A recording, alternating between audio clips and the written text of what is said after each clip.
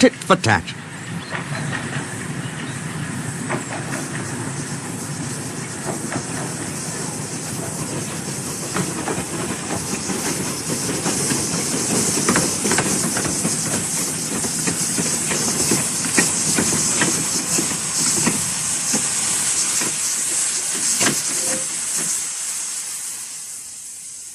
The engines were being cleaned and polished for the day.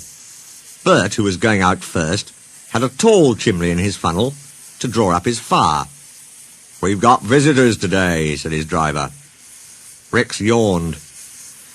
"We have 'em every day," grunted Mike. "But these are special," said the driver. "One takes moving pictures, and the other writes books. So mind you all behave." "I don't want to be a moving picture in a book," protested Bert. "I want to stay as I am." They all tried to explain, but Bert was still muddled when he went to take his train.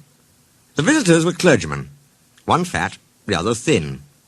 They arrived in a little car. Both had cameras. They shook hands with Bert's driver. "A small controller," he told them. "Says you can ride with me in Bert's tender if you like." "Thank you," they said. "May we come later, please? Just now the sun is shining so nicely that we want to take photographs." Then they asked Bert his name and told him how smart he looked. These visitors, he thought, do at least know how to speak to engines. He puffed away feeling happier. Wherever the line came near the road, level crossings, bridges, stations, there the two clergymen were, squinting into their cameras. Bert found this rather upsetting. "They might wave at an engine," he complained. "I can't wave and get good pictures," said his driver. But Bert didn't understand. He thought they were being unfriendly. "Beep, beep!" The little car shot past them once more, but Bert made no reply. "They'll be at the lane next." The lane is a side road. It runs for a short distance alongside the railway. There is no fence. It had rained hard in the night. There were puddles in the lane. The thin clergyman sat in the car. The fat one waited with his camera. He took his pictures, jumped in, and off they went, racing the train to the lane's end. Unluckily, just as they passed Bert, they went through a puddle. Sloosh! Muddy water splashed over Bert's boiler. "Ouch!" said Bert.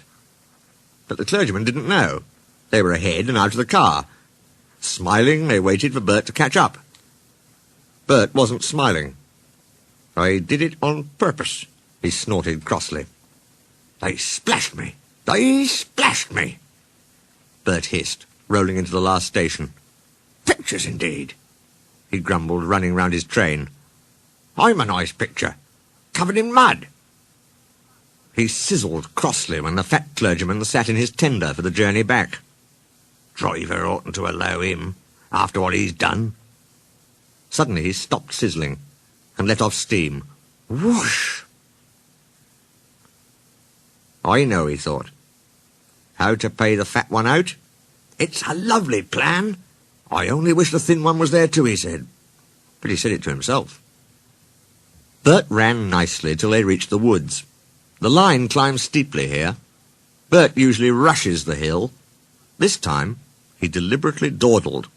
"Come on," said his driver, giving him full steam. This was just what Bert wanted. "Tit for tat, tit for tat," he shouted, storming up the slope. Rain-soaked branches met close overhead. Bert's blast, shooting straight up, shook them wildly. Showers of water fell on clergyman and driver. Their soaking did not stop till they had topped the rise, and steam could be reduced for the downward run. The small controller soon found out what had happened. He sent Bert back to the shed. "You are a very naughty engine," he said sternly. "I won't have rudeness to visitors." "They splashed me," faltered Bert. "I only—" "That's no excuse. I'm ashamed of you." Bert went sadly away. But he was happy again when Rex and Mike came in. "Those visitors are nice," he told them. "They came and said sorry, and I said sorry too. Then they cleaned me like driver does. They know lots about engines," he went on. The thin one's writing about me in a book. He promised he'd write about you too. Think of that.